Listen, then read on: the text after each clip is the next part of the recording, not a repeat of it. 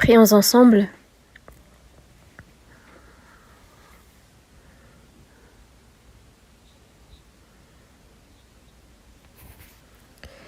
Dieu notre Père, qui nous aime et qui est miséricordieux, nous qui vivions éloignés de toi dans nos péchés, nous qui étions tes ennemis par nos iniquités, nous étions voués à recevoir ta colère et ton jugement. Mais par ta grande miséricorde et par ton grand amour, afin de nous sauver, tu as envoyé le Seigneur Jésus-Christ dans ce monde. Et ce jugement et cette colère que nous devions recevoir, c'est le Seigneur Jésus-Christ qui l'a reçu à notre place.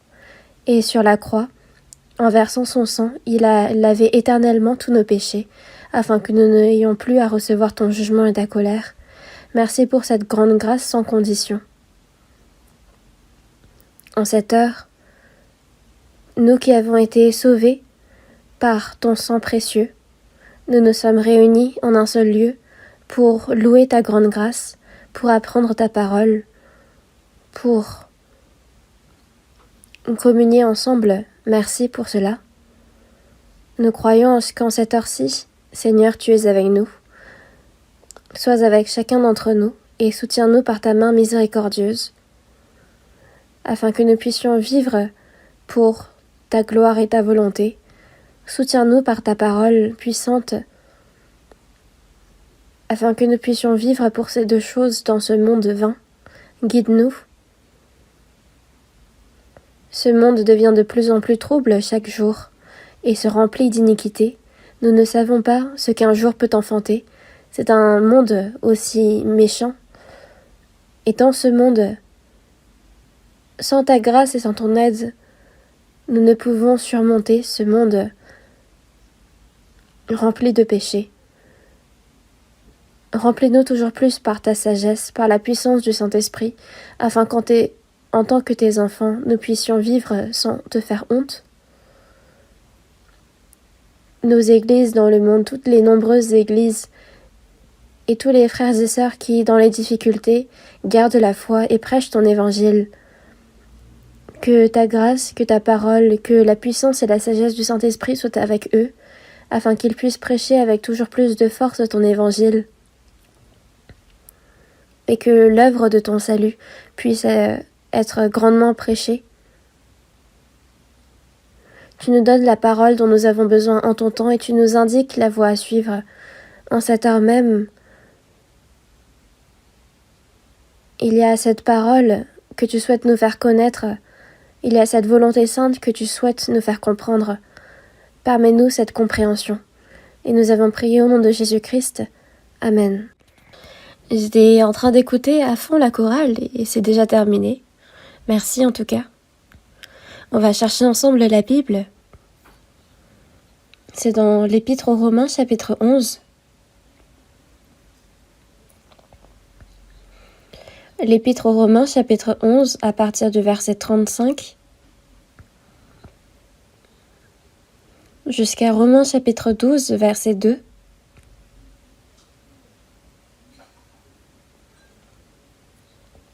Romains, chapitre 11, à partir du verset 35. Versets 35 et 36, ce sera moi qui vais lire. Puis chapitre 12, versets 1 et 2, on va lire tous ensemble. Romains chapitre 11, verset 35. Qui lui a donné le premier, pour qu'il ait à recevoir en retour? C'est de lui, par lui et pour lui que sont toutes choses. À lui la gloire dans tous les siècles. Amen.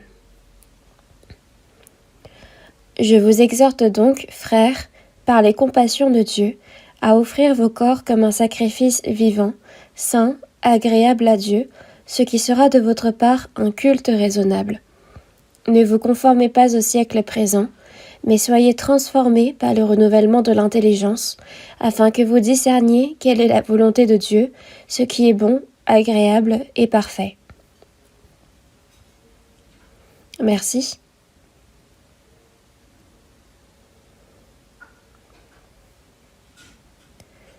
Cette fois-ci, je me suis rendue en Espagne pour la retraite de printemps là-bas. En avion, c'est 14 heures de vol, donc c'est très loin. C'est semblable à un trajet depuis la Corée du Sud jusqu'à New York ou Washington.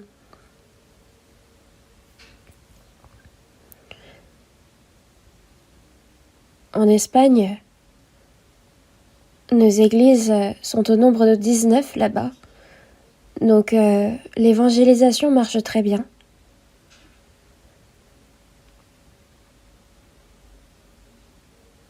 Et pour cette retraite de printemps cette année, il y avait environ 1100 frères et sœurs qui se sont réunis là-bas. Il y a 7 ans, quand j'étais partie en Espagne pour participer à la retraite là-bas, les frères et sœurs avaient emprunté un lieu à Madrid pour s'y réunir. Mais il n'y avait pas d'espace suffisamment grand pour accueillir tout le monde. Donc on avait dû dresser des tentes à l'extérieur. Donc c'était assez inconfortable.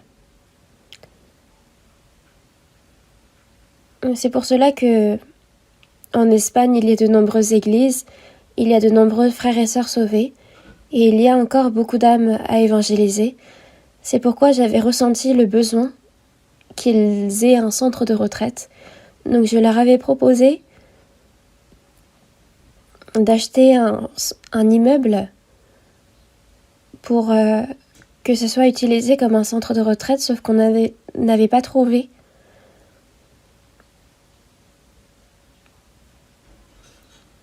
Je leur avais fait un don de 1000 € pour qu'ils puissent s'acquérir une terre où ils pourraient construire ensuite un centre de retraite, mais ils n'avaient pas trouvé.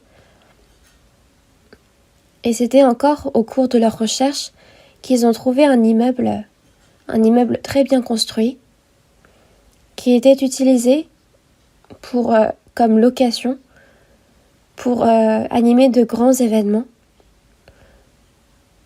Son architecture était idéale pour accueillir de grands événements.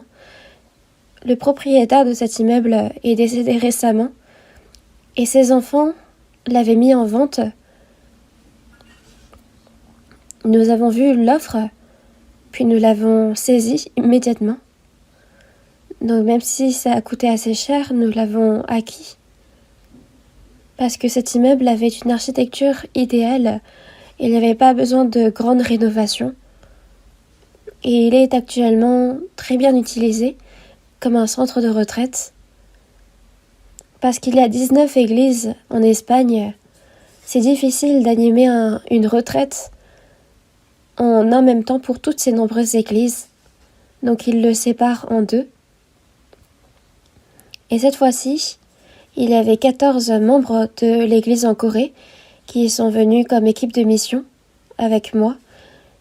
Il y avait de nombreuses autres personnes qui ont participé à cette retraite et beaucoup ont été sauvés. J'ai l'impression qu'en Espagne, les personnes sont assez simples d'esprit. Il y en a beaucoup qui viennent pour la première fois, qui sont évangélisés. L'évangélisation est assez active. Nous prêchons dans de nombreux pays dans le monde et pourtant en Espagne, l'évangélisation marche très bien. Donc je suis particulièrement reconnaissant pour cela.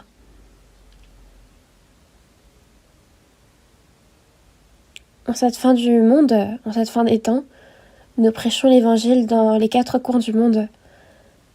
Nous faisons tous nos efforts et nous unissons nos forces. C'est alors que de nombreuses âmes puissent être sauvées. C'est une chose que nous connaissons tous. Mais les guerres qui surviennent actuellement au Moyen-Orient, les pays essayent de terminer ces guerres. Mais je ne sais pas si ça va réellement bien marcher. On a vite envie que les guerres prennent fin, que les pays soient en paix et qu'ils acquièrent une stabilité. Mais il faut savoir que ces guerres ne concernent pas seulement les pays voisins, mais ça concerne le monde entier, qui entrera dans une crise. Déjà, dans cette guerre, il y a des milliers et des milliers de personnes qui sont décédées, qui ont été blessées, donc de nombreuses victimes. Il faut que les pays soient plus stables le plus vite possible pour que nous puissions évangéliser plus facilement. Mais ce qui est sûr, c'est que cette guerre, cette fois-ci, contrairement aux autres guerres qu'il y a eu avant, on peut dire que c'est vraiment comme un prologue de la dernière guerre mondiale qui a été prophétisée dans la Bible. Je pense que c'est vraiment une guerre que Dieu nous montre pour nous annoncer les choses à venir. C'est comme quand Jésus disait: de même, quand vous verrez ces choses arriver, sachez que le royaume de Dieu est proche. Donc, quand vous verrez toutes ces choses, sachez que le Seigneur est proche à la porte. Par ces choses, le Seigneur nous annonce que la fin est proche. Nous, quand nous voyons ces choses arriver, nous savons que le Seigneur arrive bientôt. Donc ces guerres qui ont lieu au Moyen-Orient sont un prologue de la dernière guerre qui va arriver dans le monde. C'est comme ce chapitre 0, ce prologue dans l'histoire de Dieu. Il est certain que c'est un prologue de la fin de cette histoire de l'humanité qui approche.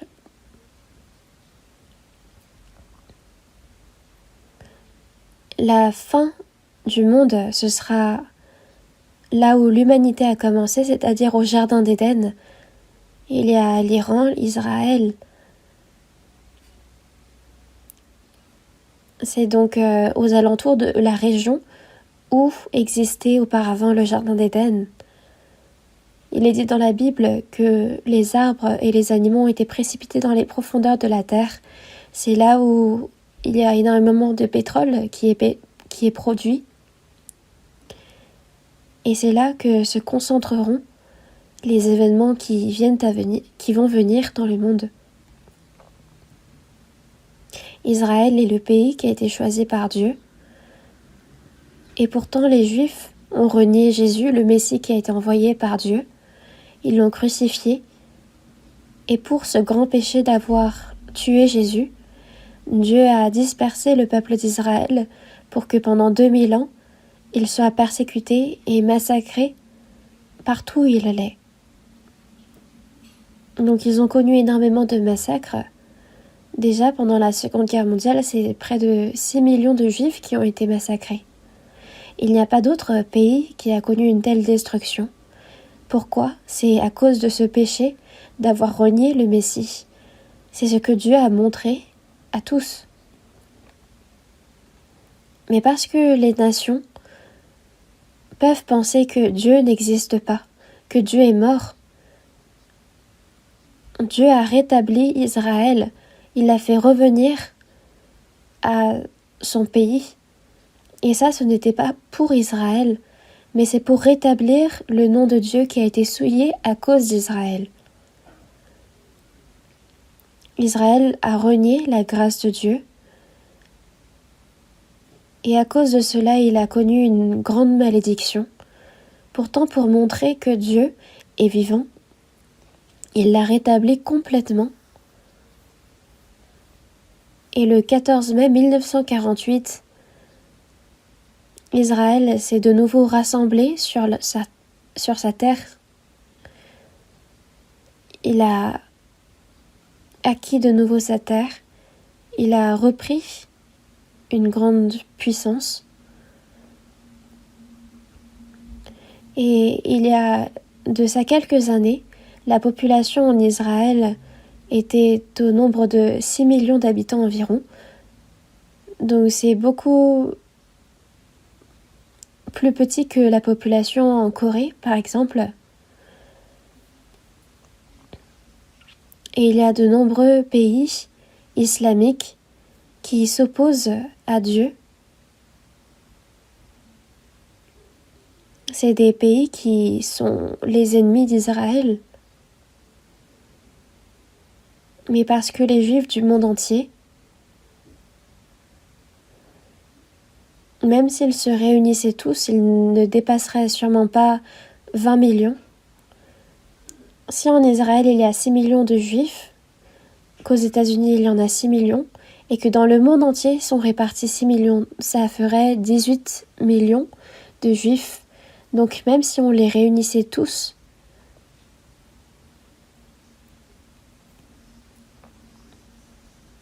bien sûr que la population aurait augmenté depuis, mais ça ne devrait pas dépasser 20 millions de Juifs. C'est encore plus petit que la population de notre capitale à nous, à Séoul. Et pourtant leur puissance est incomparable.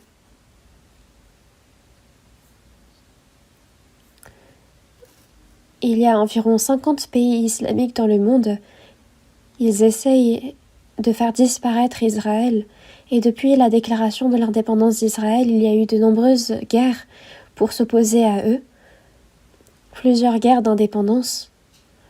Et avec ces guerres contre le Moyen-Orient, Israël en est sorti vainqueur. On aurait l'impression que les pays islamiques sont capables de terrasser complètement Israël, mais à chaque guerre qui éclate, on voit Israël vaincre. Donc c'est assez miraculeux. Il ne faut pas toucher Israël. Pourquoi ? Parce qu'afin de montrer que le nom de l'Éternel est vivant, si Israël est de nouveau détruit, il y aurait des rumeurs comme quoi Dieu est mort.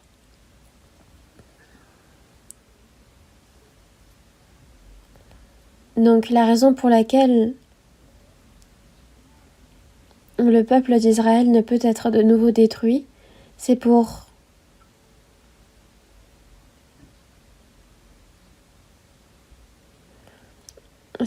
montrer justement à ces pays islamiques qu'Israël ne sera plus détruit. Il est dit que Dieu a fait le soleil pour éclairer le jour, il a destiné la lune et les étoiles pour éclairer la nuit, il soulève la mer et il fait mugir ses flots. Donc, que Israël soit détruit, c'est semblable à ce que la loi de la nature soit détruite. Ce n'est donc pas possible. Ça montre par là que Israël ne sera plus détruit. Donc ce sur quoi nous pouvons être certains, c'est que dans le futur, il n'y a aucun royaume, aucune nation qui peut s'élever contre Israël et gagner. Parce que quelqu'un qui s'élève contre Israël, c'est quelqu'un qui s'élève contre Dieu. Donc, s'il est possible qu'un pays gagne contre Israël, ça montrerait que Dieu est mort, ce qui n'est pas le cas. Donc de lutter contre Israël, c'est comme lutter contre Dieu, et qui gagnerait contre Dieu ? Donc tous ces pays du Moyen-Orient qui se battent contre Israël, c'est ces pays musulmans, islamiques. Mais il faut savoir que déjà Israël est le pays choisi par Dieu, et en plus de cela, il est soutenu par les États-Unis, qui est l'une des plus grandes puissances du monde, et qui plus est se dit chrétien.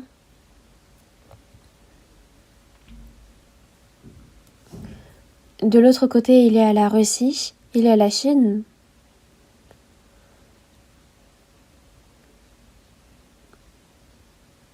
La Chine, on a l'impression qu'elle reste silencieuse, mais elle continue d'envoyer des messages, des informations secrètes à la Russie. Et quand cette guerre prendra fin, ce sera comme dans Ézéchiel chapitre 38. Il y aura le royaume d'Hérode qui va envahir. Et on voit la liste de tous les pays qui vont participer à cette guerre contre Israël. On voit au front en particulier l'Iran, donc l'ancienne Perse. Dans la Bible, on dit la Perse.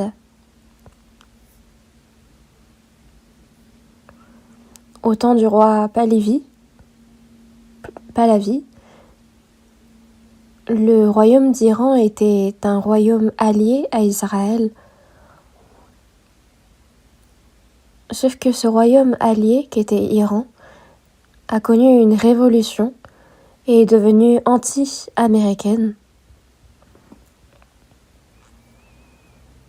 Donc on voit par là la grande influence de l'islam. Même aujourd'hui, on voit que plus que le président, les chefs islamistes possèdent plus de pouvoir. On parle même d'une théopolitique. Il a un pouvoir plus grand. Donc, étrangement, derrière le peuple élu de Dieu, il y a les États-Unis. Et derrière l'influence islamique, il y a la Russie. Donc, lors de cette dernière guerre, les pays qui s'opposeront à Israël seront tous détruits. Puis il y aura la guerre nucléaire.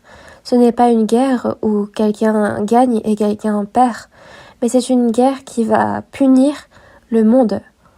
Dans Ézéchiel chapitre 18, dans Zacharie chapitre 14, dans l'Apocalypse, on parle de cette dernière guerre. Et quand on voit ces choses qui arrivent de nos jours, la venue du Seigneur est tellement proche et certaine. Pour les fans de films, on leur montre pas seulement la bande-annonce, parce que ceux qui ont vu la bande-annonce souhaiteront voir rapidement le film. Donc parce qu'on nous donne en ce moment cette bande-annonce de la fin du monde, cela signifie que nous verrons bientôt cette fin du monde.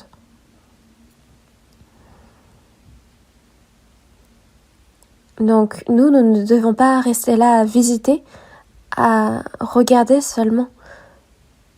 Jésus va bientôt venir, il va venir avant cette fin du monde, avant cette dernière guerre. Et nous sommes de ceux qui attendent sa venue. Et il est dit que Dieu vient pour sauver ceux qui l'attendent. Donc quand le Seigneur descendra sur cette terre, les personnes mortes vont être ressuscitées en un corps spirituel, puis les personnes qui de leur vivant rencontrent le Seigneur le verront dans les cieux. C'est marqué dans de nombreux endroits dans la Bible. Dans 1 Thessalonique chapitre 4 verset 16 également, il est décrit de façon précise.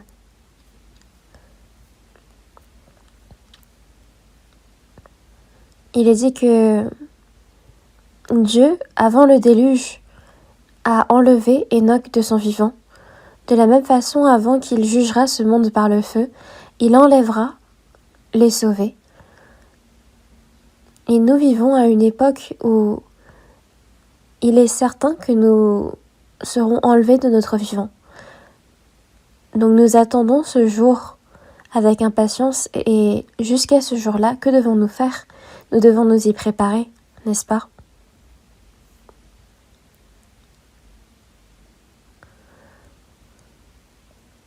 Donc concernant ces choses à venir, nous allons continuer à les apprendre à travers la Bible. Et nous devons, en tant que chrétiens qui attendent la venue du Seigneur, mener une vie de foi correcte et bonne. Nous devons avoir ce cœur sincère. Aujourd'hui, c'est à travers la parole que nous venons de lire. C'est dans Romains chapitre 11, verset 35. Romains chapitre 11, verset 35. Je vais relire. Qui lui a donné le premier pour qu'il ait à recevoir en retour ? Qui a donné au Seigneur en premier pour qu'il ait à recevoir en retour? L'homme, quand il offre quelque chose au Seigneur, à Dieu, si Dieu est endetté, est-ce qu'il va nous rendre? Et c'est de cela dont on parle. Et un pasteur prêchait sur ce thème et il demandait ceux qui ont donné en premier au Seigneur, levez la main. Il y en avait certains qui levaient la main en disant « Moi j'ai donné 1 milliard d'euros ». Mais ça c'est une pensée incorrecte. Ils réfléchissent à l'inverse parce qu'il n'y a personne qui est donné en premier à Dieu. Qui pourrait donner en premier à Dieu?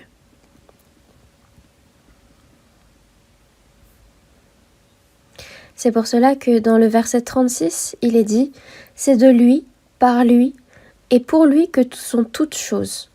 Donc, y a-t-il vraiment quelqu'un qui peut donner le premier au Seigneur? Il n'y en a pas. Pourquoi? Parce que toutes choses viennent du Seigneur. Donc, on voit par là que toutes choses ont été créées par Dieu.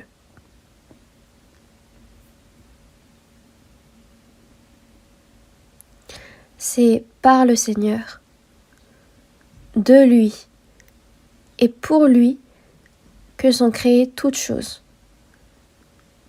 Donc c'est par le Seigneur que toutes choses existent en ce moment et toutes choses retourneront au Seigneur.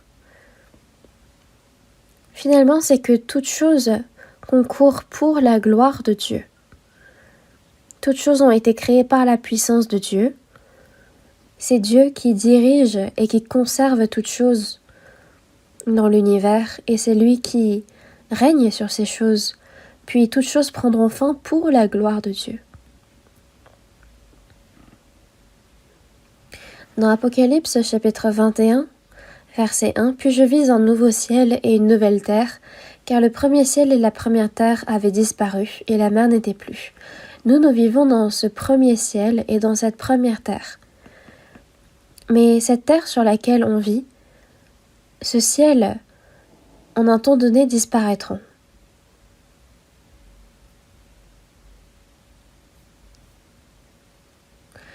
Toutes les choses que Dieu a créées, une fois le temps venu, disparaîtront, comme le premier ciel, comme la première terre, puis il y aura un nouveau ciel et une nouvelle terre. Quand nous irons au royaume des cieux, le monde dans lequel nous vivons en ce moment aura disparu. Et ce nouveau ciel et cette nouvelle terre seront tellement glorieuses, on ne peut l'imaginer. Dans 1 Corinthiens chapitre 2 verset 9, il est dit que on parle des choses que Dieu a préparées pour ceux qu'il aime. Dieu a préparé des choses pour ses enfants qu'il aime, et c'est des choses que l'œil n'a point vues, que l'oreille n'a point entendues, et qui ne sont point montées au cœur de l'homme.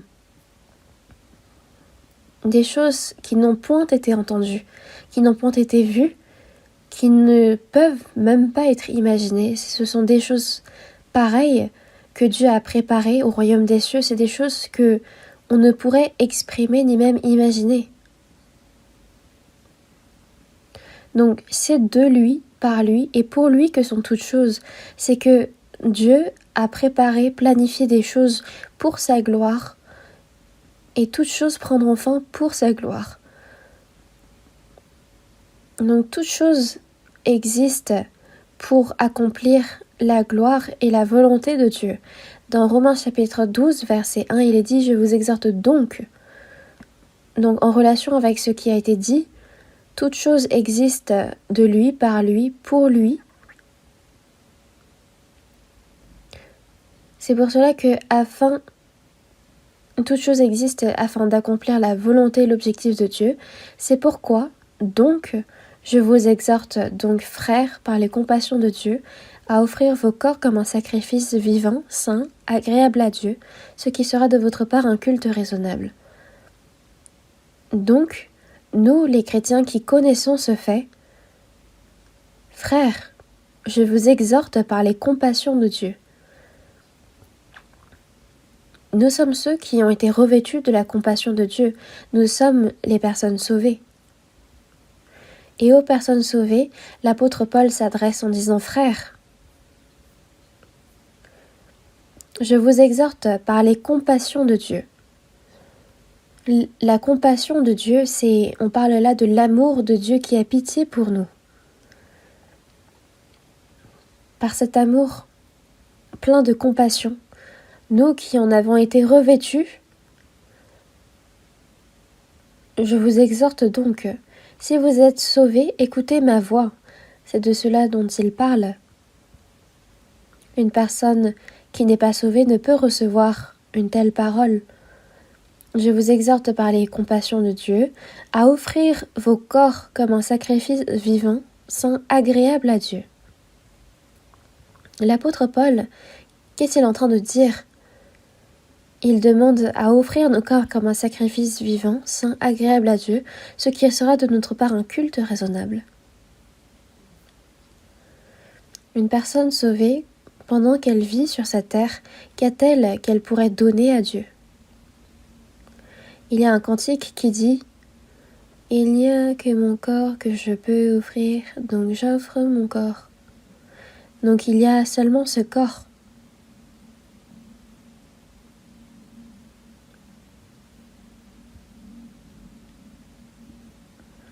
Ce corps, dès le jour de notre salut, vous savez qu'il a été racheté à un grand prix, que ce soit mon corps ou mon âme.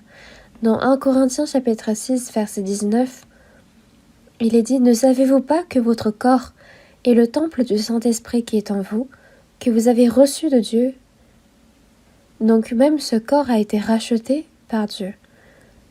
Que ce soit mon corps, mon âme, tout a été racheté à un grand prix. Donc ce corps que j'ai, il n'est pas le mien. Il ne faut pas penser que ça m'appartient. On peut se dire « Ah, mais mon corps, ça a été enfanté par mes parents. » Alors, est-ce que mon corps appartient à mes parents ? Non.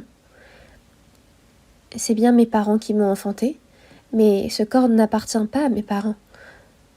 Dans Psaume chapitre 139, verset 13, « C'est toi qui as formé mes reins, qui m'as tissé dans le sein de ma mère. »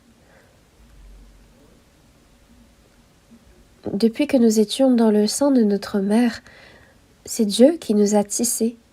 Il a formé mes reins, il a tissé toute partie de mon corps.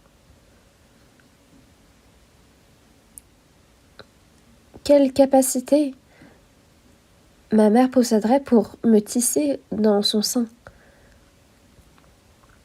Il y a une mère chienne qui a enfanté un chiot.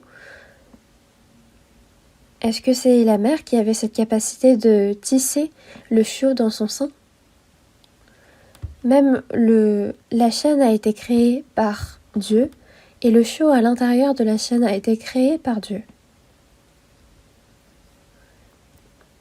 Même nos parents ont été créés, ont été formés par Dieu et ils sont nés dans ce monde. Et nous qui avons été enfantés par nos parents, ont été formés par Dieu. Et le corps que nous avons est tellement formidable, merveilleux. Et il est dit que tu m'as formé un corps admirable, merveilleux. Donc même ce corps, c'est Dieu qui l'a formé, donc il appartient à Dieu. Et mon âme également appartient à Dieu. Par le sang précieux du Seigneur, Dieu m'a sauvé.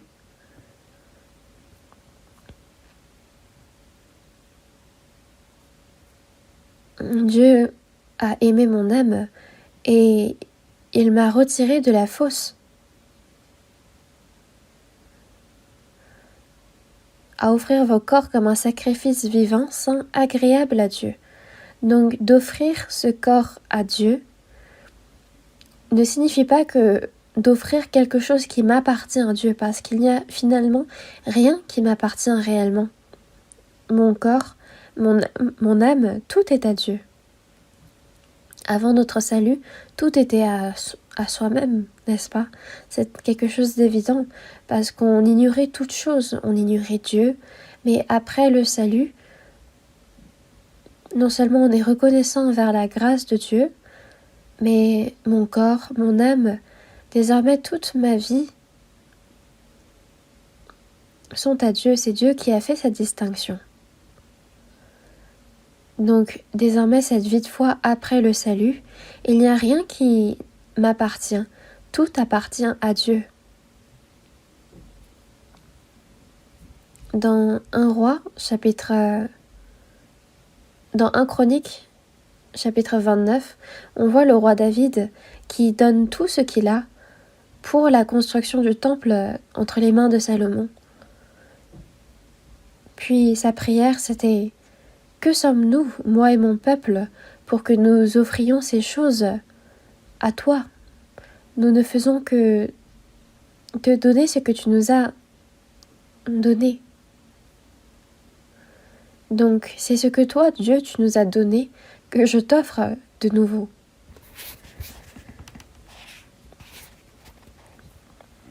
Donc, quand l'apôtre Paul nous exhorte à offrir nos corps comme un sacrifice vivant, saint, agréable à Dieu, ce n'est pas d'offrir nos corps, mais d'offrir ce qui appartient déjà à Dieu. C'est qu'avec ce corps que Dieu nous a donné, de vivre digne. Après notre salut, il n'y a plus rien qui m'appartienne. Qu'y aurait-il ? Dans Ecclésiaste chapitre 5, verset 15, il est dit « Comme il est sorti du ventre de sa mère, il s'en retourne nu ainsi qu'il était venu, et pour son travail, n'emporte rien qu'il puisse prendre dans sa main. » Tout appartient à Dieu. Nous ne sommes que de passage dans ce monde. Il nous suffit tout simplement de recevoir le salut de notre âme, puis de repartir. Avant notre salut, finalement, il n'y a rien que nous pourrions prendre après notre mort, mais après notre salut, tout ce qui est notre capacité, nos talents, notre corps, notre jeunesse, tout appartient à Dieu.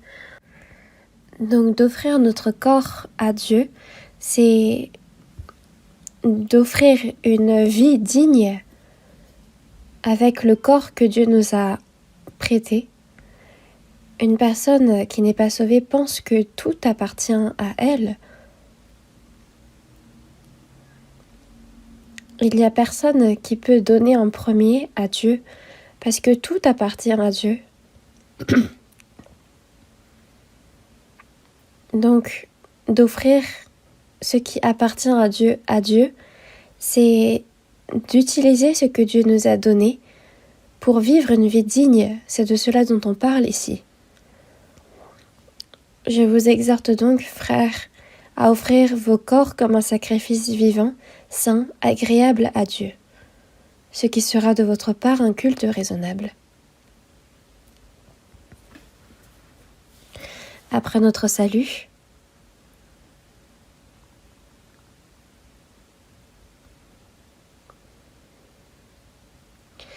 de donner à Dieu ce qui lui appartient, c'est de notre part un culte raisonnable. Dans Jean chapitre 4, versets 23 et 24, Jésus parlait avec la femme samaritaine, et la samaritaine disait que nos ancêtres adoraient sur cette montagne. Mais Jésus lui disait « Femme, crois en ce que je te dis, l'heure vient, elle est déjà venue, où les vrais adorateurs adoreront le Père en esprit et en vérité, car ce sont là les adorateurs que le Père demande. » Dieu cherche ainsi ceux qui l'adorent en esprit et en vérité. C'est assez étrange parce que depuis la nuit des temps, les religieux ont une idée de comment adorer. Moi, depuis mon enfance, j'allais dans une école de théologie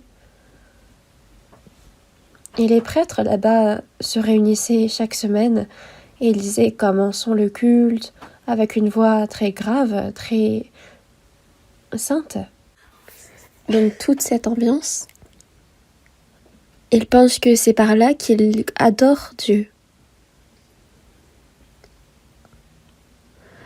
Une fois, on s'était réunis à l'église,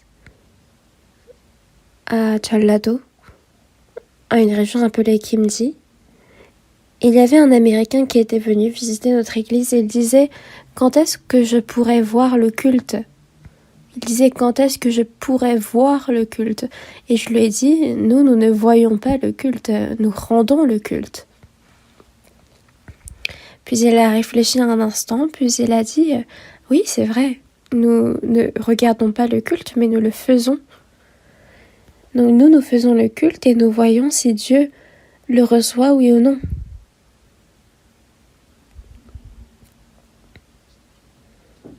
Donc de prier, de se rassembler, de louer, de faire la dîme, est-ce que c'est ça de rendre le culte ? Il est vrai que c'est un culte, mais le culte dont la Bible parle n'est pas celui-là. Dieu est esprit, il faut que ceux qui l'adorent en esprit et en vérité. En esprit et en vérité, donc par l'esprit, le Saint-Esprit. Une fois qu'une personne est sauvée, le Saint-Esprit entre dans cette personne et c'est par le Saint-Esprit qu'elle agit.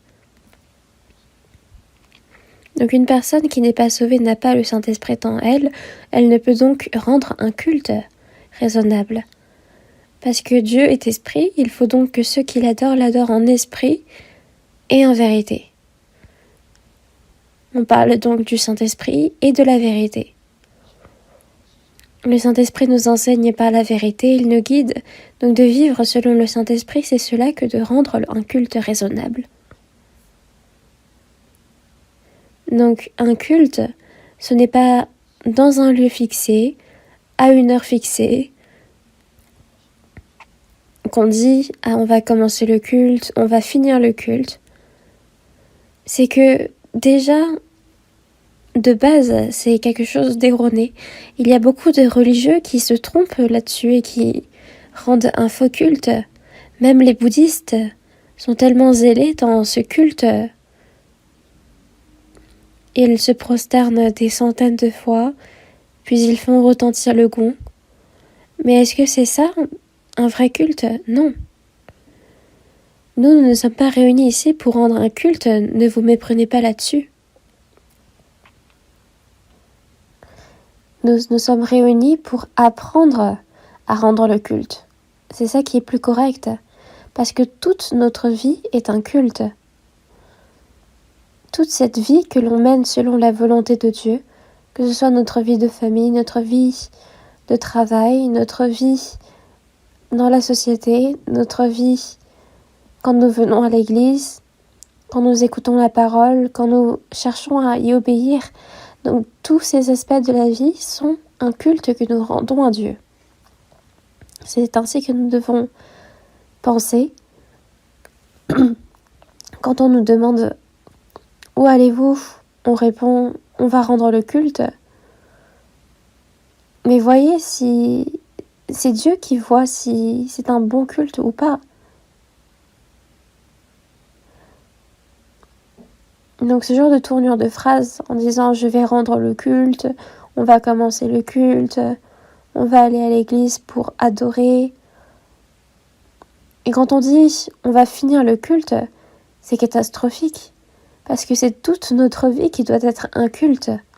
Que ce soit par notre cœur, par nos pensées, par nos actions. Quand nous vivons selon la volonté de Dieu, c'est toute cette vie-là qui est un culte. Comment pourrions-nous dire que quand nous nous rassemblons, quand nous élevons nos prières, c'est ça le culte ?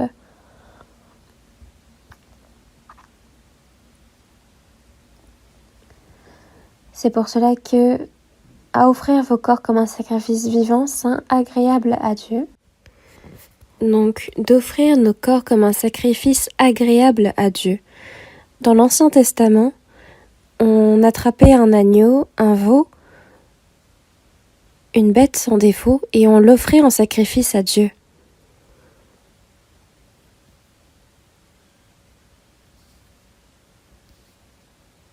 Et dans le Nouveau Testament, c'est Jésus-Christ qui est venu comme l'agneau de Dieu, qui est mort sur la croix. Donc désormais, nous n'avons plus à offrir cet agneau, Mais désormais, c'est notre corps que nous devons offrir comme sacrifice agréable à Dieu. C'est cela que le culte raisonnable. Un culte, c'est semblable à une offrande, c'est la même chose. Il est dit, ce qui sera de votre part un culte raisonnable. C'est cela que l'offrande, c'est cela que le culte.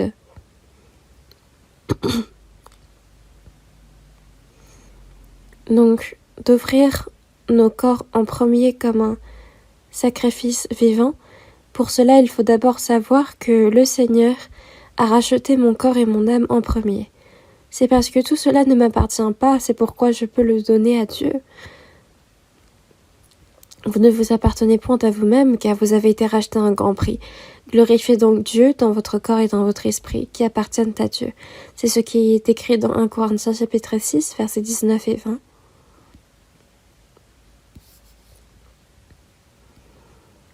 Donc nous offrons notre corps, et non seulement notre corps, mais également notre cœur, tout.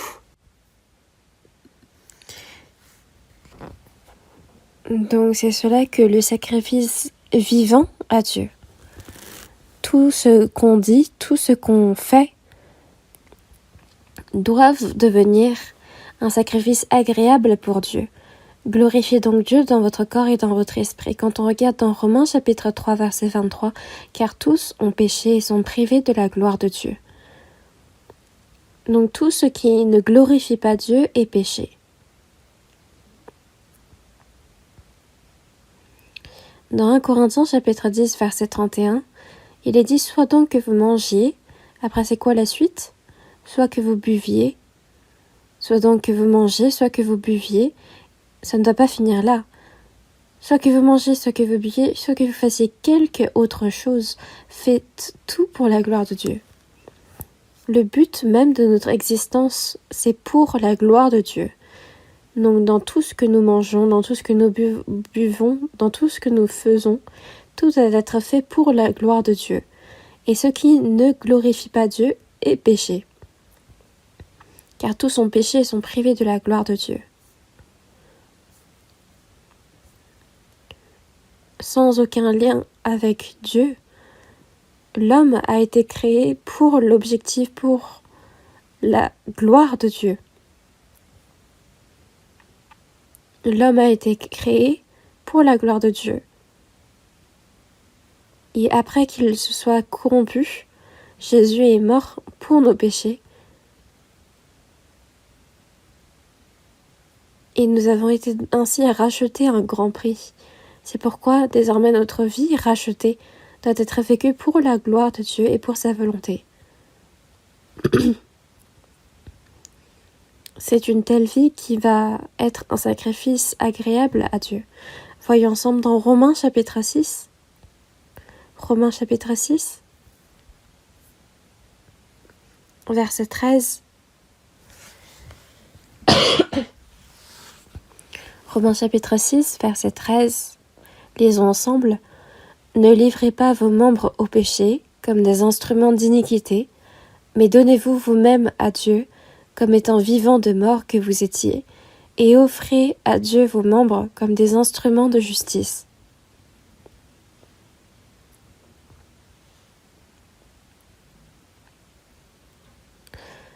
On parle des membres, on parle donc du corps. Ne livrez pas vos membres au péché. Avec cette chair que nous avons, ne l'utilisons pas au mal pour le péché, comme des instruments d'iniquité. Ce sont des choses que nous ne pouvons pas offrir à Dieu. Avant notre salut, avec le corps que nous avions, nous utilisions notre corps comme nous le voulions pour le péché. Mais désormais, après le salut, notre corps, notre âme ne nous appartiennent plus, mais sont au Seigneur. Dans 1 Corinthiens chapitre 6, verset 19, et que vous ne vous appartenez point à vous-même. Vous avez été rachetés à un grand prix. Dans 1 Corinthiens chapitre 7, verset 23, vous avez été rachetés à un grand prix, ne devenez pas esclaves des hommes. Après le salut, même mon corps, mon âme n'appartiennent ni à mes parents, ni à moi-même, mais à qui est-ce que ces choses appartiennent? Pour qui dois-je vivre? C'est pour celui qui m'a sauvé. Il m'a non seulement créé, mais il a sauvé mon âme, et c'est pour le Seigneur désormais que nous devons vivre, soit donc que nous mangeons, soit que nous buvions, soit que nous fassions quelque autre chose. Dans ce quelque autre chose, tout y est compris, que ce soit notre vie professionnelle, notre vie familiale, notre vie de couple, toutes les choses doivent être vécues pour la gloire de Dieu. Parce que c'est là l'objectif de la vie d'un chrétien sauvé. Il faut savoir distinguer désormais la possession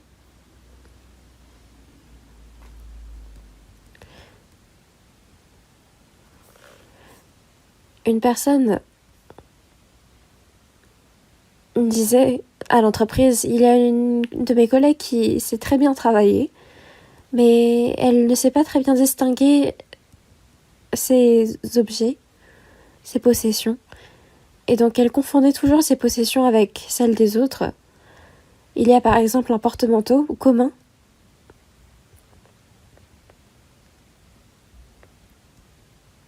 Donc à côté, il y a un collègue qui enlève son manteau, qui le pose sur le porte-manteau.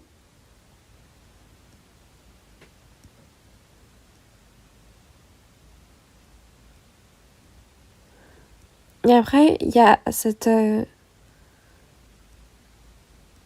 il y en a certains qui prennent le portefeuille d'un manteau de l'autre et qui le met dans son propre manteau.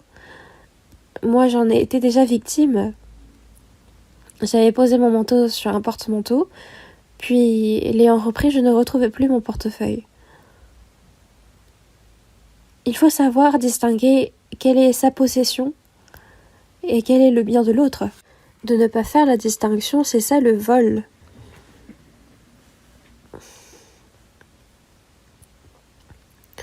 Nous menons notre vie de foi devant Dieu, et si nous n'arrivons pas à distinguer les biens de Dieu avec les nôtres, nous sommes des voleurs.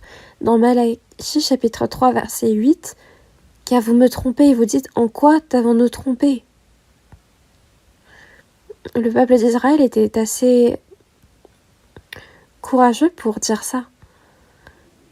Et parce qu'il n'arrivait pas à distinguer les biens qui appartenaient à Dieu concernant la dîme, parce que la dîme, Dieu l'avait distinguée pour que ça appartienne à Dieu.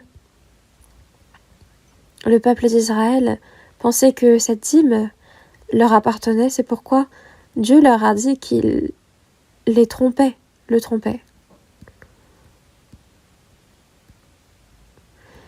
La dîme, c'est-à-dire le 10e de nos biens, c'est la preuve que tout ce que nous avons appartient finalement à Dieu. C'est là la preuve.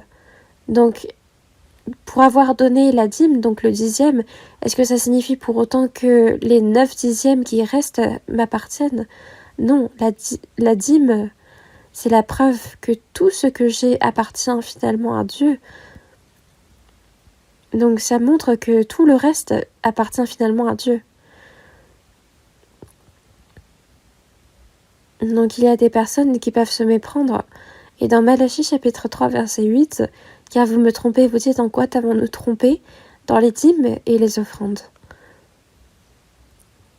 Une personne qui reconnaît ce fait-là, qui reconnaît que tout appartient à Dieu et qui vit en empruntant ces choses et en les utilisant à bien, Dieu va être content et va donner encore plus à cette personne.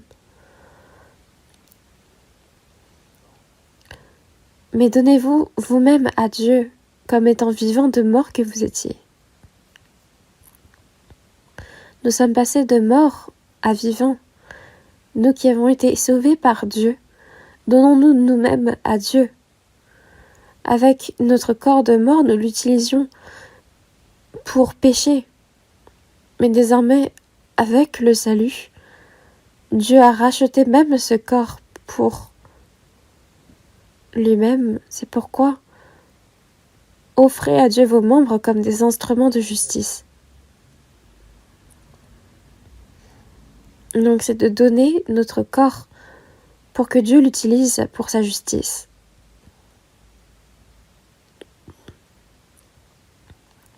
Désormais, après notre salut, ce n'est pas pour nous-mêmes que nous vivons notre vie, mais c'est pour Dieu.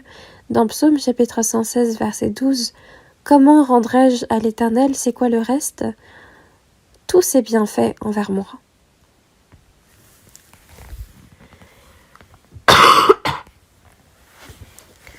Donc une personne sauvée ne doit pas oublier ce fait, ne serait-ce une seule seconde. Le matin, dès que je me lève, comment rendrai-je à l'Éternel tous ses bienfaits envers moi ? Comment est-ce possible que je puisse rendre à Dieu tous les bienfaits envers moi, même si je donnais toute ma vie entière ? Tout le sang précieux que Dieu a versé sur la croix. Quand je pense à toute cette grâce, même si je mourais 100 fois, ce ne serait pas possible de rendre tous ses bienfaits envers moi pour cette vie éternelle qu'il m'a donnée. Même si je ne pouvais pas mourir 100 fois, je pourrais donner ma vie entière une fois. Jésus a abandonné sa gloire aux côtés de Dieu et il est venu en tant qu'homme sur cette terre. Il est mort de la mort la plus pitoyable. Il a reçu ce jugement de mort, cette peine qui était réservée aux pires criminels. Les soldats romains lui crachaient sur le visage, ils le frappaient. Il avait reçu toutes les hontes possibles. Mais Jésus a fermé la bouche, il n'a prononcé aucun mot. Il n'a répondu à aucune provocation et il a été frappé de verges. Tout son corps était déchiré en lambeaux, puis il a été crucifié sur la croix pendant 6 heures. Il a souffert toutes les souffrances imaginables.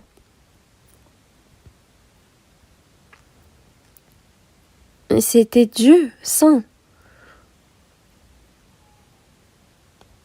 Et pourtant, il s'est abaissé pour sauver un pécheur comme moi. Puis Jésus, non seulement il l'a ressuscité pour moi, mais même encore aujourd'hui, il prie pour moi et il m'aide jusqu'au jour où je rentrerai au royaume des cieux. Comment est-ce possible de rendre toute cette grâce envers moi ? C'est pourquoi en Allemagne, il y a un homme nommé Zinzendorf qui a non seulement reçu le salut, non seulement il a reçu le salut, mais il a également réfléchi à comment il devrait vivre sa vie de sauvé.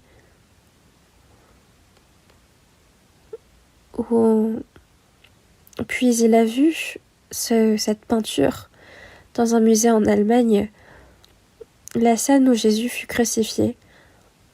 Et le titre de cette peinture, c'était « Moi j'ai été crucifié pour toi, toi qu'est-ce que tu fais pour moi ?» What are you doing for me? Qu'est-ce que tu fais pour moi? Zinzendorf, c'est sous cette peinture qu'il s'est brisé. Il s'est courbé en deux parce que Jésus, lui, a souffert énormément, tout ça pour moi. Mais moi, qu'est-ce que j'ai fait pour Dieu? Donc, au pied de cette peinture, il a versé des larmes, puis en se relevant, il a fait cette promesse au Seigneur. Désormais, je vivrai pour toi.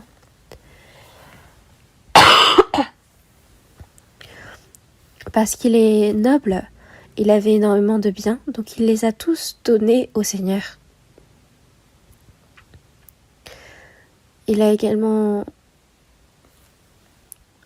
fait plein d'offrandes pour la mission à l'étranger. Il a donné tout ce qu'il avait pour aider à l'évangélisation. Zinzendorf était également un homme comme nous. Qu'y a-t-il qui m'appartienne? David lui aussi disait. Je n'ai fait que t'offrir ce que tu m'as donné, ce que nous avons reçu de ta main. Si ce qui est à Dieu, je constate que c'est à moi, on n'irait nulle part. Dieu nous a donné non seulement les choses dont nous avons besoin, mais les choses en surplus, nous devons les utiliser pour l'Évangile.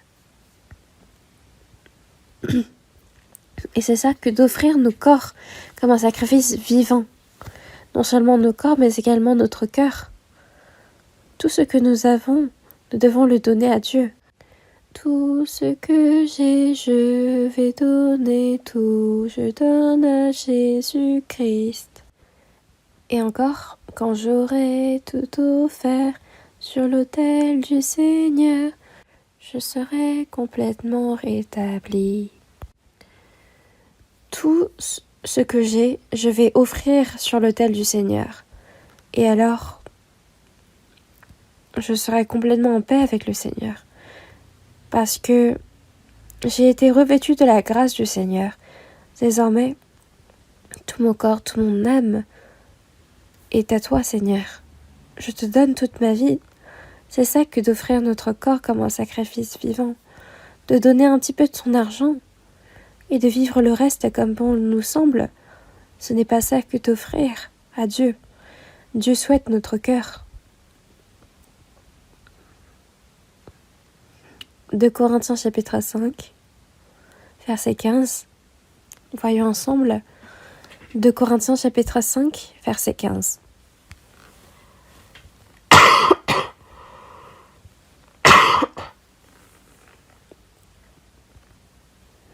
De Corinthiens chapitre 5, verset 15, lisons ensemble.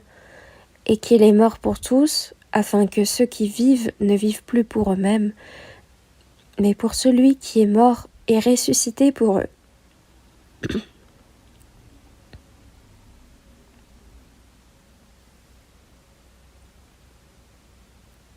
Et qu'il est mort pour tous. Le Seigneur est mort pour tous les hommes, n'est-ce pas? Et il n'est pas seulement mort pour tous les hommes. Il est mort pour moi.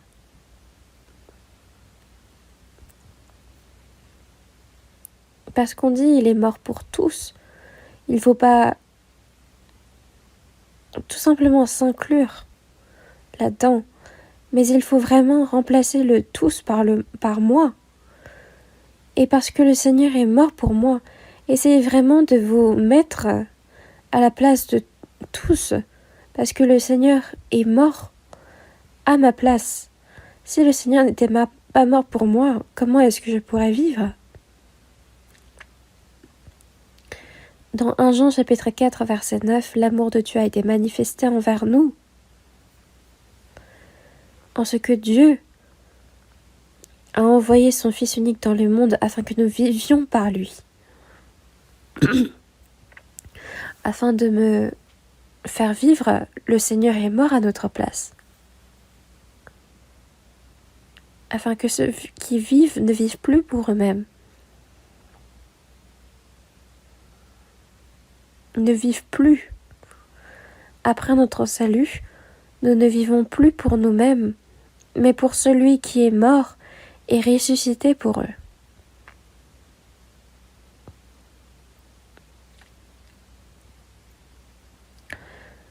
Afin que ceux qui vivent ne vivent plus pour eux-mêmes, mais pour celui qui est mort et ressuscité pour eux. Je ne vis pas pour moi-même, mais je vis pour celui qui est mort pour moi et qui est ressuscité pour moi. Mon corps, mon âme ont été rachetés par le Seigneur, par sa mort. Désormais, il n'y a plus rien qui ne m'appartient. Désormais, ce qui est au Seigneur, c'est pour le Seigneur. Pas ma vie ou ma mort, prends ce que tu veux, Seigneur.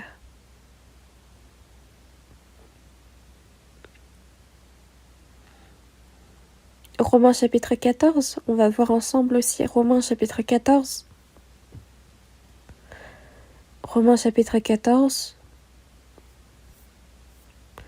versets 7 et 8. Versets 7 et 8. Lisons ensemble. En effet, nul de nous ne vit pour lui-même et nul ne meurt pour lui-même. Car si nous vivons pour le Seigneur, et si nous mourrons pour le Seigneur. Soit donc que nous vivions, soit que nous mourions, nous sommes au Seigneur.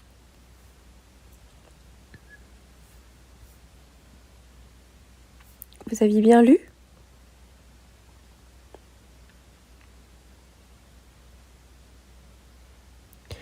Il ne suffit pas tout simplement de lire cette parole. Nul de nous sommes les personnes sauvées, nous sommes de ceux qui se sont revêtus de l'amour et de la grâce du Seigneur. Nous étions des pécheurs voués à aller en enfer, mais non seulement Dieu nous en a délivrés, mais il nous a permis l'accès au royaume des cieux, à cette vie éternelle de gloire. Désormais, nul de nous ne vit pour lui-même, nul ne meurt pour lui-même. N'est-ce pas vrai ? C'est quelque chose d'évident, il n'y a rien de spécial en cela. C'est quelque chose de tellement évident. Si nous vivons pour le Seigneur, et si nous mourrons pour le Seigneur. Soit donc que nous vivions, soit que nous mourions, nous sommes au Seigneur. Si je vis pour toi, si je meurs pour toi, que je vive ou meure, je suis à toi. Parce que nous sommes au Seigneur, nous n'avons ni le pouvoir, ni le droit de vivre et de mourir pour soi-même.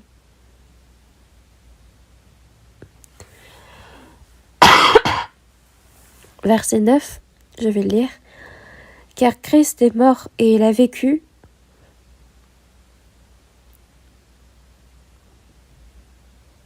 C'est pour que les vivants vivent pour le Seigneur et qu'ils meurent pour le Seigneur. C'est pour cela que Christ est mort et il a vécu, afin de dominer sur les morts et sur les vivants. Afin de dominer sur les morts et sur les vivants. Que l'on vive ou que l'on meure, pour le Seigneur. C'est pour cette raison-là que Dieu nous a sauvés. Il nous a sauvés pour cet objectif-là, mais il y a des personnes qui, après leur salut, tout simplement prennent le salut avec eux et vivent ensuite comme ils veulent. À quoi ça sert alors ? Ils profitent tout simplement de la grâce du Seigneur et le trompent, mais il ne faut pas être ainsi.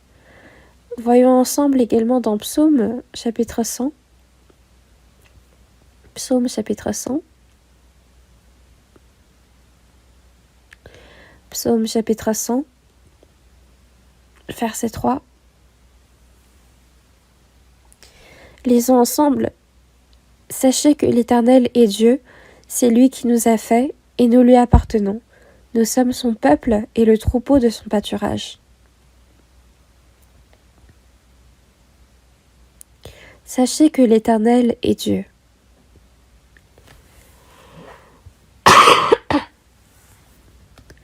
C'est lui qui nous a fait. Dieu est notre Créateur et nous lui appartenons. Le Seigneur nous a sauvés, il nous a racheté un grand prix, désormais nous sommes au Seigneur, nous lui appartenons, nous sommes son peuple et le troupeau de son pâturage. Le Seigneur nous a sauvés, il est devenu notre bon berger et il nous guide jusqu'à ce que nous entrons au royaume des cieux. Galates chapitre 2 verset 20. Voyons également dans Galates chapitre 2 verset 20.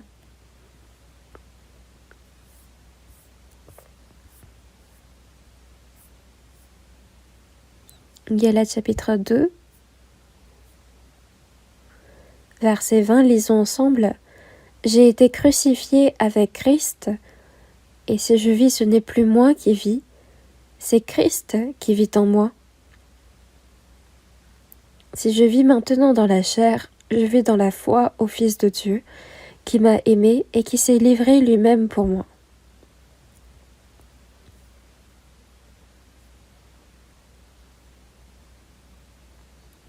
Vous avez mémorisé cette parole, n'est-ce pas ? Ceux qui ne l'ont pas mémorisée, avant qu'ils prennent leur déjeuner, il faut absolument que vous ayez mémorisé ce verset. Il ne faut pas déjeuner ni prendre son dîner avant d'avoir mémorisé ce verset.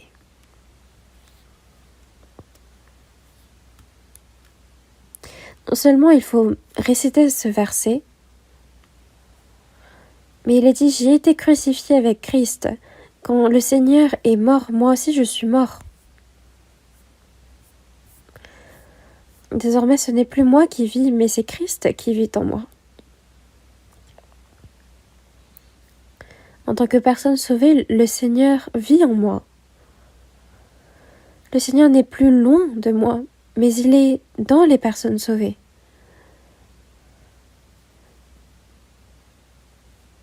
Vous connaîtrez que je suis en vous et vous en moi. On ne peut désormais nous séparer de Christ.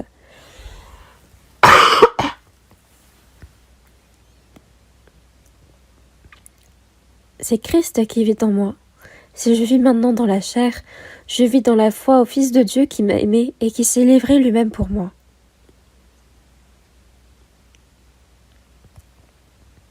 Qui m'a aimé et qui s'est livré lui-même pour moi.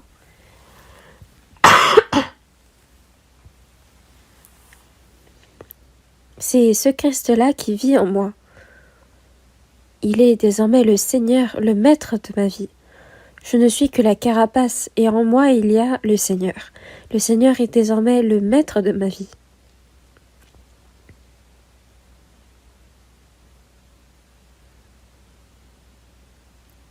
Nous avons ce nouvel objectif de vie. Selon la volonté du Seigneur, nous apprenons la Bible. Le Saint-Esprit, à travers la parole, me fait croire que le Seigneur est en moi, et il me fait vivre selon sa volonté. Dans 1 Jean chapitre 2, verset 6, « Celui qui dit qu'il demeure en lui doit marcher aussi comme il a marché lui-même. »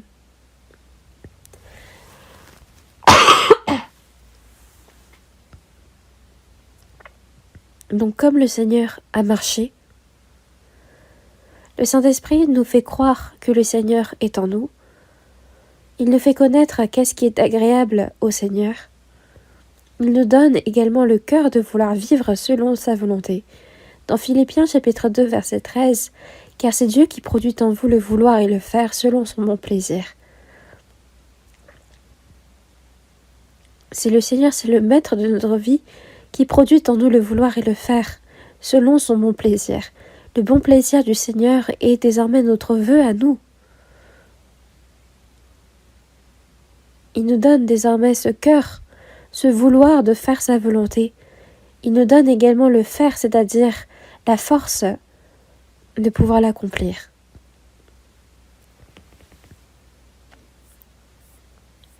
Quand on est sauvé, il faut savoir que le Seigneur devient le maître de notre vie. Je vis comme je veux, puis c'est seulement le dimanche que je viens à l'église et je dis au Seigneur, « Bon Seigneur, je vais me mettre à chanter. » Ah Seigneur, je ne vais pas, c'est pas beaucoup, mais je vais te faire un peu d'offrande. Puis ensuite on dit « Au revoir Seigneur, je te verrai le dimanche prochain. » Est-ce que c'est comme ça qu'on fréquente l'église ? Même une personne qui commet de l'idolâtrie agit de la même façon. Le Seigneur, on ne peut pas le laisser à l'église, puis ensuite passer toute la semaine comme on veut. Le Seigneur est tout le temps avec nous. Quelqu'un disait, « Seigneur, moi j'ai un endroit où aller, mais l'endroit où je dois aller ne va certainement pas te plaire, Seigneur. Donc, Seigneur, aujourd'hui, repose-toi bien à la maison, je vais revenir. » Est-ce que dans ce cas, le Seigneur va dire « Oui, vas-y, rentre bien ?» Non, le Seigneur va dire « Moi aussi, je te suis. » Le Seigneur me suit, pourquoi ? Parce qu'on ne peut désormais plus nous séparer. Où est-ce que vous comptez aller sans le Seigneur ? Est-ce que vous irez dans des boîtes de nuit ? Il ne faut tout simplement pas aller là où le Seigneur n'aime pas aller. Il faut faire ce que le Seigneur aime et ne pas faire ce que le Seigneur n'aime pas. parce que le Seigneur est le maître de ma vie? Est-ce que j'ai cette liberté de quitter le Seigneur, de faire comme bon me semble? Non.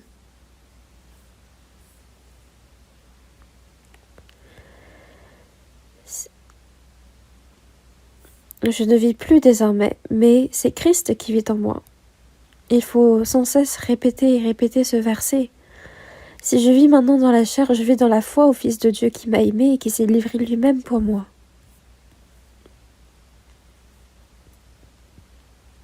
Je vis dans la foi au Fils de Dieu qui s'est livré lui-même pour moi.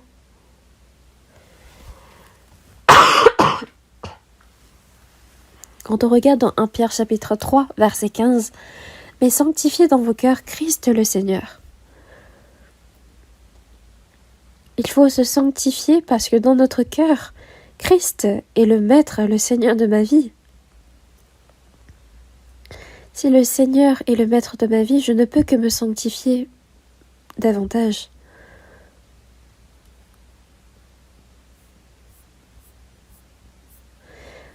Dans Éphésiens chapitre 5, verset 10, « Examinez ce qui est agréable au Seigneur. » Examinez ce qui est agréable au Seigneur. Voyez ce qui est agréable. Cherchez.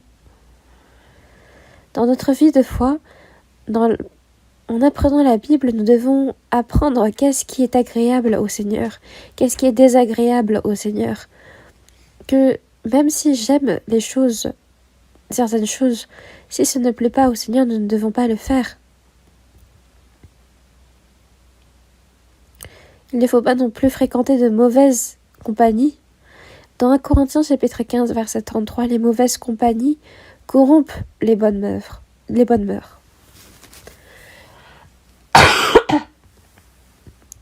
Il est dit que si nous fréquentons des amis du monde, alors notre cœur devient corrompu. Nous devons les fréquenter pour l'évangélisation, mais nous ne devons pas être proches de ces personnes. Nous devons être proches avec les personnes sauvées, avec les chrétiens, mais après notre salut, nous devons rompre ces relations que nous avons avec les personnes du monde. Parce que la vie que nous menons pour le Seigneur, c'est une vie exclusivement pour l'Évangile. Dans Jean chapitre 5, verset 17, « Mon Père agit jusqu'à présent, moi aussi j'agis. » Qu'est-ce que le Père fait? La création des cieux et de la terre a été terminée en 6 jours. Dans Genèse chapitre 2, verset 1, il est dit « Ainsi furent achevés les cieux et la terre et toute leur armée. »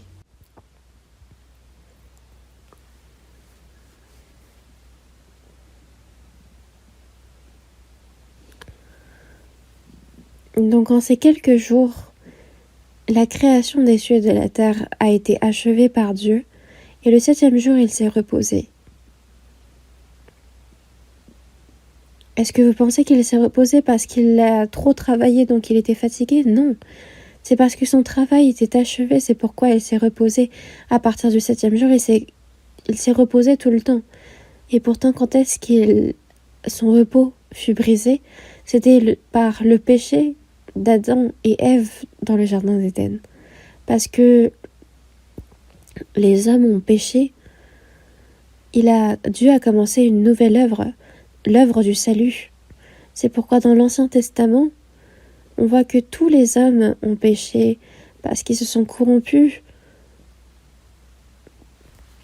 On voit dans l'Ancien Testament comment Dieu sauve constamment les hommes qui lui désobéissent. Et ensuite, il a promis un Messie qui est venu pour sauver les hommes. Donc depuis le premier crime, il a commencé cette œuvre du salut. Mon Père agit jusqu'à présent, moi aussi j'agis. Jésus est venu pour accomplir cette œuvre que Dieu a commencée. Dans l'Ancien Testament, Dieu a prévu, il a planifié cette œuvre, et Jésus est venu dans le Nouveau Testament pour accomplir cette œuvre.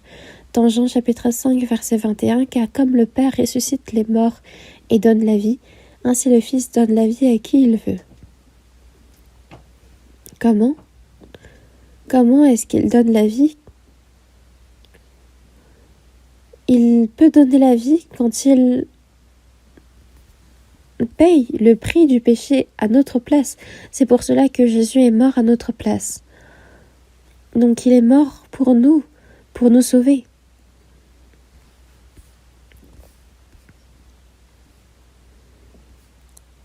Donc Jésus a accompli cette œuvre du salut de notre âme. Et il a dit tout est accompli. Dans Jean chapitre 19, verset 30, il a dit tout est accompli. En anglais, c'est it is finished. Tout est accompli. Tout a été racheté. Donc, il parle là du pardon des péchés. Puis en ressuscitant, il a dit quoi? Dans Jean chapitre 20, verset 19, Jésus qui est ressuscité est apparu aux disciples et il a dit la paix soit avec vous. La paix soit avec vous. Le Seigneur a payé le prix de tous nos péchés. C'est pourquoi que la paix soit avec vous. Nous pouvons désormais avoir cette paix en Dieu. Et encore, Jésus a dit, comme le Père m'a envoyé, moi aussi je vous envoie. Le Seigneur, en mourant sur la croix, afin de pardonner tous nos péchés, il a été envoyé. C'est pour cela que dans Jean chapitre 17, verset 4, je t'ai glorifié sur la terre, j'ai achevé l'œuvre que tu m'as donnée à faire. J'ai tout achevé sur la croix.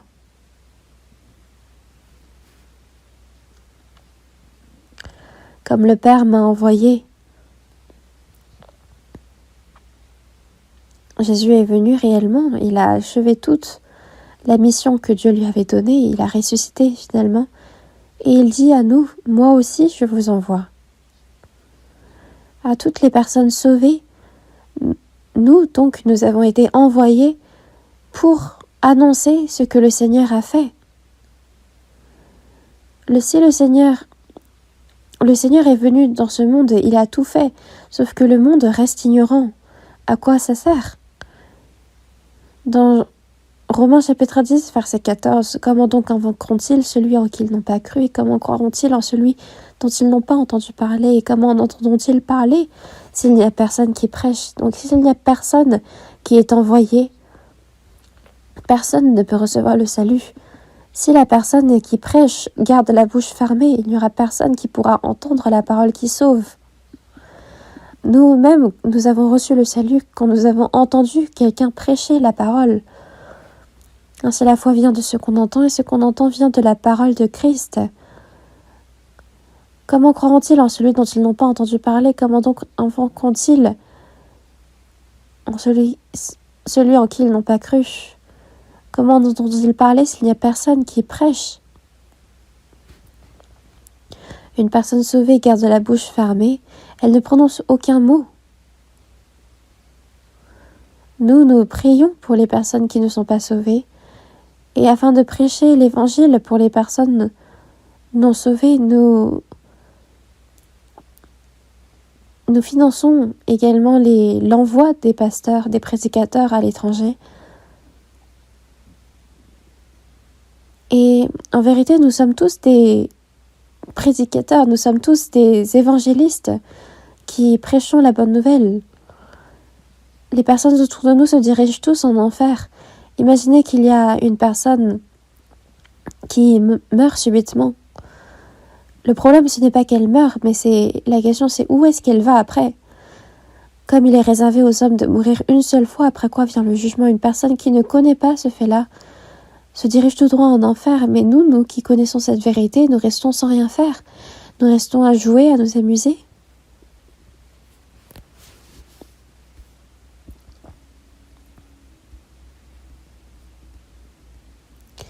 Dans le jardin d'Éden,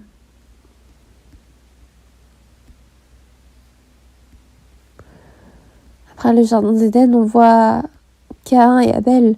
Les deux ont fait une offrande. Mais Dieu a accepté que l'offrande d'Abel. Caïn était pris de jalousie, puis il a tué son frère.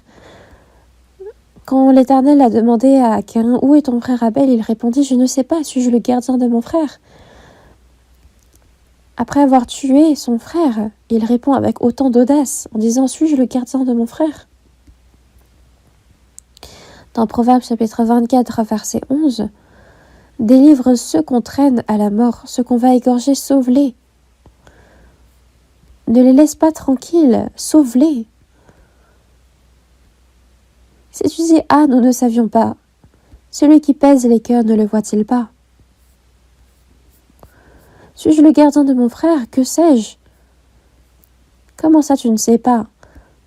Tu sais que la personne qui est à côté de toi se dirige en enfer, et pourtant tu dis que tu ne sais pas. Tu mens bien. L'évangélisation, ce n'est pas seulement les prédicateurs, ce n'est pas seulement les pasteurs qui évangélisent. Nous vivons pour évangéliser, nous vivons pour l'évangile. Pourquoi? Parce qu'il y a tellement de personnes qui n'ont pas reçu le salut. C'est pour cela que l'apôtre Paul lui-même disait dans Actes chapitre 20 verset 24 « Mais je ne fais pour moi-même aucun caïd de ma vie, comme si elle m'était précieuse, pourvu que j'accomplisse ma course avec joie, et le ministère que j'ai reçu du Seigneur Jésus d'annoncer la bonne nouvelle de la grâce de Dieu. » L'apôtre Paul, pour prêcher l'évangile, a été sans cesse dans la faim, dans le froid, dans la disette, dans les persécutions, dans les périls. Il était toujours constamment exposé au danger de mort, et finalement c'est à Rome qu'il a connu la peine de mort, puis il a été tué. Il n'y a personne parmi les apôtres, les disciples, qui ont eu une mort facile. Tous sont morts lapidés ou alors faits martyrs. Même le diacre Étienne a été lapidé en prêchant l'évangile. Nous, en prêchant l'évangile, nous ne sommes pas emprisonnés, nous ne sommes pas mis à mort. Mais dans la prédication de l'évangile, il y a forcément besoin que nous y investissons notre temps, nos biens, nos efforts. Sans cela, sans nos sacrifices, l'évangile ne peut continuer à être prêché. Quand on regarde dans 2 Corinthiens chapitre 9 verset 6, celui qui sème peu moissonnera peu, et celui qui sème abondamment moissonnera abondamment. De semer, c'est le sacrifice. Donc celui qui sème peu moissonnera peu, c'est-à-dire celui qui sacrifie peu va évangéliser peu, et celui qui sacrifie beaucoup, beaucoup seront sauvés. Nous devons évangéliser beaucoup dans 2 Corinthiens chapitre 6, verset 1, puisque nous travaillons avec Dieu, nous vous exhortons à ne pas recevoir la grâce de Dieu en vain. Une personne qui évangélise est une personne qui travaille avec Dieu. Dans Colossiens chapitre 4, verset 11, en faisant la liste de toutes les personnes qui travaillent pour l'évangile, il est dit « ceux qui ont travaillé avec moi pour le royaume de Dieu ». Dans ce monde qui va disparaître, nous sommes de ceux qui travaillons pour un monde qui ne disparaîtra pas, qui est éternel. Nous qui sommes emprisonnés dans le temps, nous travaillons pour une œuvre intemporelle, pour une vie éternelle. Si je fais seulement ce que j'ai à faire, sans aucune responsabilité, je viens à l'église, je communie, je loue Dieu, ça on est reconnaissant pour cela, mais est-ce que c'est seulement ce que vous avez à faire? Nous, en tant que chrétiens, nous devons réellement prêcher l'évangile. Et pour propager cet évangile, nous devons sacrifier notre temps, nos biens, notre liberté. Sans ces sacrifices, sans ces souffrances, l'homme ne peut être sauvé. Donc nous, pour l'évangile, nous devons revivre le reste de notre vie. Il y avait tellement de contenu que j'avais préparé pour ce sermon aujourd'hui, mais le temps est déjà vite écoulé. Il n'y aura qu'à poursuivre et à faire le reste la prochaine fois. Mais quel était le titre du sermon d'aujourd'hui? Un sacrifice vivant, agréable à Dieu. N'oubliez pas, après notre salut, nous devons rendre ce sacrifice vivant, agréable à Dieu. Prions. Dieu notre Père, qui est miséricordieux, nous qui vivions éloignés de toi dans nos péchés, tu as eu pitié de nous, tu nous as aimés. Et quand nous ne te connaissions pas, c'est le Seigneur Jésus qui est mort à notre place. Et par le sang précieux qu'il a versé, il a lavé éternellement tous nos péchés. Merci pour cette grande grâce inconditionnelle. Désormais, le reste de notre vie, afin de rendre de te rendre tous tes bienfaits envers nous. Fais-nous connaître ce que nous devions faire. Et pour ton évangile, pour ta volonté, pour ta gloire, que le reste de notre vie puisse être un sacrifice vivant, agréable. Utilise-nous tous précieusement. Et nous avons prié au nom de Jésus-Christ. Amen.